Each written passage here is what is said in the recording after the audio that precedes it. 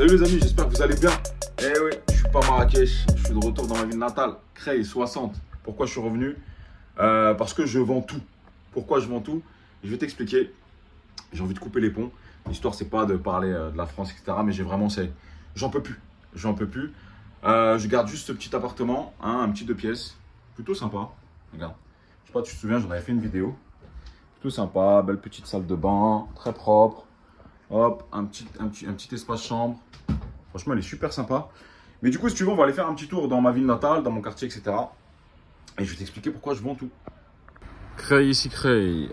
Bon, si je suis là aujourd'hui, les amis, c'est parce que je vais vendre ici un appartement que j'ai. Je vais vous mettre quelques photos. 35 mètres carrés. Plutôt sympa. Non, pas 35 mètres carrés, je confonds. 28 mètres carrés. Résidence plutôt sympa avec un parking là-bas. Je l'avais déjà montré dans une vidéo. Résidence plutôt sympa. Alors en fait, Creil, si vous voulez, Creil, c'est une ville qui se loue très bien. C'est très bien placé. Maintenant, c'est une ville cosmopolite avec ses avantages et ses inconvénients. Par exemple, je trouve que la politique menée par le maire de Creil, elle est pas bonne. Hein, il n'y a que des tacos et des kebabs. Ça va 5 minutes. Pour remonter un peu le prestige de la ville, il faudrait qu'il y ait d'autres commerces. Mais par contre, ça se loue super bien. Pourquoi? On est à 30 minutes de Gare du Nord en train direct. On a le RERD. Énormément de monde va travailler sur la commune de Roissy, l'aéroport. Donc non, franchement, c'est sympa. Ah, c'est une belle petite résidence. Hein. J'avais acheté ça, il me semble, en 2011. En 2011, j'avais acheté ça. Alors, j'ai pas fait une grosse plus-value. C'est vrai que les taux, là, ils sont hauts. J'ai pas fait une énorme plus-value. J'avais acheté ça 60 000 euros. J'ai vendu ça 68 000 euros. Franchement, avec les frais de notaire et les travaux, j'ai pas fait de plus-value. Mais par contre, je l'ai amorti pendant presque 13 ans. Donc, il n'y a pas que la plus-value dans l'immobilier. Hein. Il y a aussi l'amortissement à prendre en compte. Parce que vous voyez, là, je l'ai amorti pendant plus de 13 ans. Il restait 20 000 euros ou 18 000 euros à payer, je crois. Avec le syndic, ils m'ont pris 20 000. Bah, ça fait 40 000 euros amortis. Plus le reste. Donc, ça fait, je récupère presque 48 000 euros en 13 ans. Donc, voilà, sans trop d'efforts, avec un locataire qui payait le loyer. Donc, c'est ça, si vous voulez, le principe de levier dans l'immobilier. Hein. Bon, je répète, un disclaimer, je n'incite rien du tout à faire du crédit ou autre. Mais je parle à tout le monde. Mais c'est ça le principe de l'effet de levier. Moi, pour ma part, je suis en train de tout vendre justement pour tout rembourser. Voilà, j'ai décidé de tout rembourser mes prêts parce que aujourd'hui, je veux fonctionner sans prêt. Donc, c'est pour ça qu'il me reste pas mal de logements dans cette ville. Je suis en train de tout vendre. À chaque fois que j'ai un locataire qui sort, eh ben, je mettrai en vente. Ça change un peu du Maroc. C'est pas le même marché qu'à Marrakech. Les températures aussi. C'est vrai que là, c'est beaucoup plus supportable. Marrakech, juillet, août, définitivement, je pourrais plus rester là-bas. 45 degrés, c'est très dur. Là, 23, 24, ça passe. Mais c'est vrai que ça fait bizarre de revenir dans ma ville où tout a commencé. Moi, j'y suis né. Après, j'ai travaillé à la gare de Creil. Ouais, c'était 99. 99. Et puis ensuite, j'ai acheté 2 appartements. Je vais vous les montrer, on va passer devant. On va aller faire un petit tour dans le quartier. J'ai acheté 2 appartements, je me rappelle, j'ai signé le compromis en francs, 600 000 francs. Et chez le notaire, l'acte de vente définitif, c'était en euros, 90 000 euros. Et c'est ça, si vous voulez, qui m'a lancé, qui m'a propulsé. Donc c'est pour ça, quand ceux qui disent que la résidence principale n'est pas un actif, est un passif, vous êtes à côté de la plaque. Parce que je vous ai déjà expliqué l'histoire de ces appartements. J'ai acheté 90 000 euros les deux. J'en ai vendu en 2002. J'en ai vendu un en 2006 et en 2007. J'ai vendu les deux 117 000 et 112 000. Donc, je sais pas, tu fais le calcul. Mais c'est clairement la résidence principale et clairement ça qui m'a lancé. J'aurais pas pu faire autrement. Donc, ceux qui disent que la résidence principale n'est pas un actif et plutôt un passif, arrêtez de lire Robert Kiyosaki. Robert Kiyosaki, il vit aux États-Unis, peut-être que c'est autrement là-bas. On n'est pas aux États-Unis. Okay, ici, c'est un actif. Ici, quand tu l'achètes bien, la résidence principale, c'est le moyen de te propulser de ouf. Tu as encore l'exonération de plus-value. Tu as encore voilà, cette niche fiscale qui te permet de vendre, de faire 200 000 euros de plus-value et de ne pas avoir 1 euro d'impôt à payer. C'est incroyable comme levier pour démarrer. Donc tous ceux qui vous disent ça, c'est ceux qui n'ont pas fait. C'est ceux qui ont lu Robert Kiyosaki, Père riche, Père pauvre, qui vous disent n'achetez pas, c'est un passif, restez en location. Mais quand tu restes en location, que tu payes 1000 euros par mois, tu crois que la banque, elle les prend pas? Alors que quand tu es dans ta résidence principale, que tu payes 1000 euros par mois, eh bien la banque, elle voit le capital que tu rembourses chaque mois. Et puis elle voit la valeur de la maison qui augmente. Et puis elle se dit, tiens, ça fait déjà 5 ans qu'il rembourse. Ben, au lieu de 300 000, il doit plus que 250 000. Si demain, il y a une défaillance de paiement, je vais lui saisir sa maison, je vais la vendre 320 000 et je vais récupérer 70 000 entre le capital restant dû et la valeur résiduelle actuelle. J'en ai marre de ces formateurs. De base, moi j'aime bien cette ville. Hein. Franchement, c'est une ville très jolie. Hein. Mais le problème, voilà, c'est ça. Que des Grecs, des coiffeurs.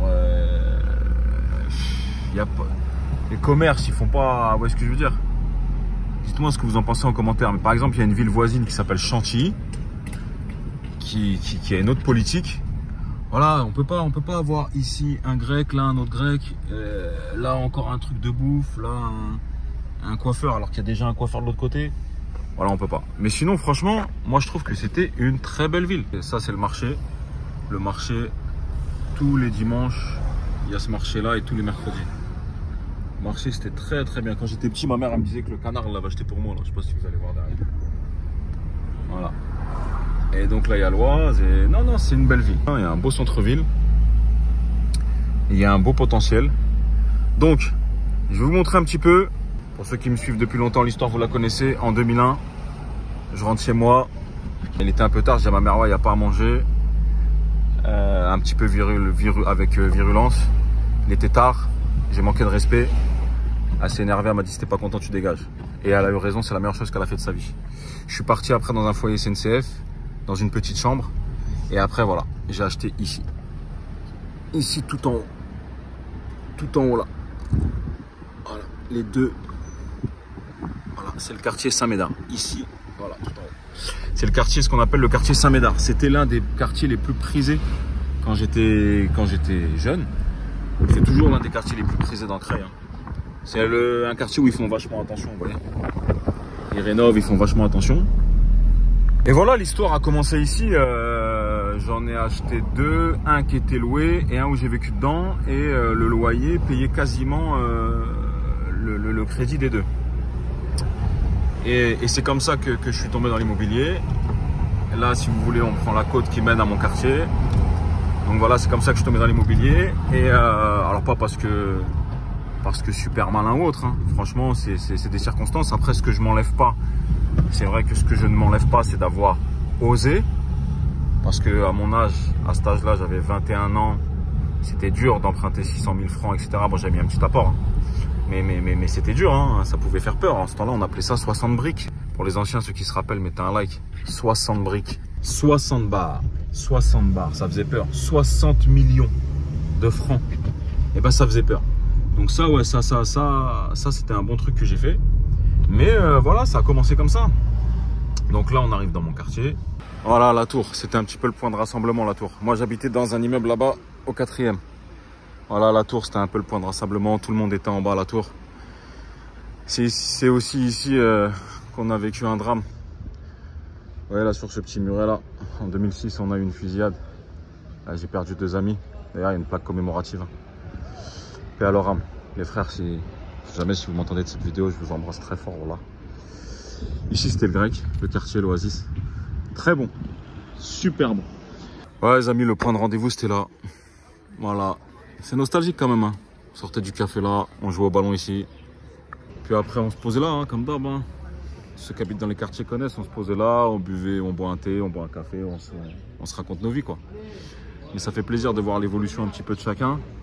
Je revois un peu les anciens. Beaucoup se sont mariés, beaucoup ont des enfants, beaucoup travaillent, beaucoup à Roissy, beaucoup investi dans l'immobilier. Beaucoup me disent oh, frérot, ça fait longtemps, on t'a pas vu, on te suit sur internet, sur les réseaux et tout. Comment ça se passe à Marrakech et tout, donc ça fait plaisir. Franchement, ça fait plaisir. Puis ça reste ma ville, ça restera toute ma vie, mon quartier, voilà. Mais aujourd'hui, je vends tout en France. Je garde juste un truc, mais je vends tout parce que voilà, je décide de tourner la page. Voilà, mais on n'oublie pas d'où on vient, on n'oublie pas ce beau pays malgré ce qui devient malheureusement. Et j'espère que ça s'arrangera. Mais enfin voilà, petit moment de nostalgie les amis. Vous savez que quand j'étais petit, on jouait ici au ballon. Et un jour on a entendu ouais, ça s'embrouillait et tout, il s'embrouillait avec sa femme. Il a sauté du 13e. Je vous jure, le quartier, voilà. Faites attention là aussi. Il y a un petit de chez nous, il a fait un accident le pauvre. En voiture, il roulait un peu vite. Là ici, comme je vous ai dit, le quartier, c'est l'une des meilleures écoles de la vie. Mais ici, on est tous assis là. Il y a une plaque commémorative. Et ils sont venus, ils ont tiré. Ouais, mais franchement, le quartier, si vous voulez, c'est une très très bonne école pour la vie. C'est une excellente école. Ça apprend plein de choses. Ça t'apprend des valeurs, ça t'apprend des choses. À pas te faire avoir, ça apprend énormément de choses. Mais voilà, si vous pouvez en sortir, c'est bien. À un moment, il faut prendre le bon du quartier et en sortir pour faire autre chose. Bon, là, je suis parti en face du centre commercial Auchan. Ah, c'est sympa quand même. Hein. Franchement, ils ont fait des petits trucs. Petit resto, parce qu'il fait bon. Bon, alors, les amis, si je suis revenu un petit peu dans mon quartier, dans ma ville natale, c'est pas comme je vous ai dit, je vends tout. Je vends tout l'immobilier que j'ai en France. Je garde juste un ou deux trucs. Mais je vends tout pourquoi? Parce que je vis au Maroc. Parce que je compte investir beaucoup au Maroc. Et parce que selon moi, il y a plus d'avenir dans l'immobilier au Maroc qu'en France. Lorsqu'on ne fait pas de crédit, qu'on n'a pas d'effet de levier. Parce que je ne fais plus de crédit. Donc voilà, c'est une des raisons pour laquelle je vends tout ici. Puis un petit peu la fiscalité et tout qui m'énerve, hein, très changeante. Hein. Même si le LMNP c'est encore une niche, je pense que le LMNP va changer. C'est-à-dire que je pense que les amortissements que vous allez réaliser vont être réintégrés lors du calcul de plus-value. Et du coup, ça ne sera plus du tout la même histoire. Même si vous n'aurez pas d'SSI et tout, finalement, si vous faites une plus-value de 40 000 et que vous avez amorti 50 000, eh bien, la plus-value sera de 90 000. Il y aura peut-être certainement encore les abattements pour durée de détention, mais même, c'est plus la même histoire. En toute honnêteté, je trouve que c'est normal. C'était vraiment une belle niche fiscale qui existe encore. Hein, mais c'est selon moi la plus belle des niches fiscales et tous les investisseurs immobiliers le diront. Il faut diversifier, il faut aller exploiter le LMNP jusqu'au bout que tu peux. Il faut aller ensuite chercher de la SCI. Voilà, il faut diversifier. Donc voilà, c'est pour ça que moi, en tout cas, j'ai décidé de tout vendre ici. Juste garder deux petits biens. Un pour ma fille qui est très bien placé, hein, vers Enghien-les-Bains. Et un ici à Creil quand on revient. Et puis voilà, on va essayer de construire encore au Maroc. Vous savez que j'ai plein de projets. Mon propre projet de construction de villa. Inch'Allah, comme on dit. J'ai plein de projets à titre personnel. Donc forcément, ça demande de l'argent vu que je ne fais plus de crédit. Et ça demande beaucoup d'argent. Donc je vends tout. Donc surveillez le Instagram bientôt. Il y aura des stories qui passeront avec les biens que j'ai en vente. Chaque fois que j'ai un locataire qui sort, je vends. Bah alors, tu es toujours content d'être à Marrakech? Ah oui. Tu sais que j'ai plein de followers grâce à toi. Enfin, grâce à toi. Ils m'ont dit que oui, grâce à toi, grâce à l'interview qu'on a fait, tu as débloqué quelque chose chez leurs femmes. Et du coup, leurs femmes, elles ont eu l'envie de venir. Tu sais, on avait fait une interview là quand tu avais parlé un peu de tout. Et il y en a beaucoup qui m'ont dit, on a vu l'interview et ta femme, elle a déclenché l'envie chez ma femme de venir. Donc ça fait plaisir. Ah, t'applaudis ma fille? Et toi déjà, est-ce que tu es heureuse d'être à Marrakech? Oui. Tu m'as dit quoi tout à l'heure? Dis la vérité. Papa, on rentre à Marrakech. Il n'y a pas de restaurant ici. C'est loin. Il n'y a pas de café beaucoup. C'est que des cafés. Tu m'as dit ça. On peut pas petit déjeuner. On peut pas. Il n'y a pas de semaine. Il y a que. En fait, je te jure, elle m'a dit ça. Quand on est habitué au cadre à Marrakech, c'est vrai que c'est difficile après quand on repart dans un endroit où on n'a pas tous ces services. Mais c'est vrai que moi-même, du côté de mon côté, j'ai eu beaucoup de retours où des femmes me disaient que je leur avais donné l'envie de partir à Marrakech ou peu importe la ville au Maroc. Mais c'est vrai que moi j'étais très, bon, on a fait l'interview, mais c'est vrai que j'étais très, comment tu dirais? Timide. Sceptique À l'idée de m'installer dans un pays qui n'était pas le nôtre déjà d'origine et qui en plus c'était l'aventure de tout quitter. Mais je vous incite vraiment à y réfléchir parce que je ne changerai plus ma vie. Bon, à part juillet-août, là, on est content de bouger parce qu'il fait trop chaud. Mais juillet-août, en vrai, si on veut, on va à Casa. Là, Casa, il y a 15 degrés de moins. Et franchement, c'est top. On va partir ailleurs comme là ce soir, on part où? On le dit pas, je vais le faire. Une surprise. C'est une surprise. Avec la princesse de Mehdi. C'est mon amour, ça. Mais on part en vacances. Voilà. Et au resto. Et tu consommes, hein, cousine. Tu coûtes de l'oseille. Hein. Tu es riche. Hein. Elle veut. Hein. Walid Saks. Mais petite écoutez dédicace. votre cœur et si vous avez envie de changer de vie, partez, peu importe le lieu, partez, écoutez-vous. Tu pourrais revenir en France ou pas? Non. Je reviens Si toi t'aimes bien, toi, voilà, arrête de voilà, mentir. je fais mes allers-retours et tout, je vois la famille, les amis et tout, mais je repartirai pas, je n'échangerai plus ma vie. Revenir vivre en France, non, c'est fini. Eh ben écoute alors, voilà les amis. Et toi, t'es heureux qu'on t'a rejoint? Bien sûr, très heureux. Ouais, vite fait quoi. Non, bien sûr, il faut une vie familiale là-bas, il faut une vie familiale. Écoutez votre cœur. Bon, on termine de manger et direction l'aéroport. Let's go. Bon voilà les amis, maintenant direction l'aéroport. Je ferai un petit vlog sur les vacances, c'est une destination plutôt sympa. Bon, c'était une petite vidéo pour vous montrer un petit peu où est-ce que j'ai grandi, etc. C'était aussi une petite vidéo pour vous montrer que tout est possible, ouais. C'est pas parce qu'on vient d'une cité ou autre qu'il faut vous fermer des portes, surtout dans l'immobilier. L'immobilier, c'est le seul business ou secteur qui regarde ni ta couleur de peau ni rien quand tu l'achètes. Hein. Parce que quand tu veux louer, c'est un peu différent, on le sait. Mais quand tu l'achètes, tu poses l'argent, il ne regarde pas ta couleur de peau. Ok? Donc les amis, l'immobilier, je le dirai jamais assez. Et voilà, j'espère que cette petite vidéo vous a plu. On va se retrouver bientôt dans d'autres vidéos. J'ai sélectionné un petit peu pas mal de questions que vous m'avez posées. Quelle est la meilleure banque? Quel est le pire syndic que j'ai eu? Ah, je vais vous répondre déjà. Le pire syndic que j'ai eu, c'est Ami Immobilier. Hein. AMI Immobilier. Ah, monsieur Christophe Lemoine. Oh là là, quelle catastrophe celui-là. À Creil. Tous ceux qui ont des résidences à Creil et aux alentours, là. Prenez pas ce syndic, hein, je vous aurais prévenu. Incroyable.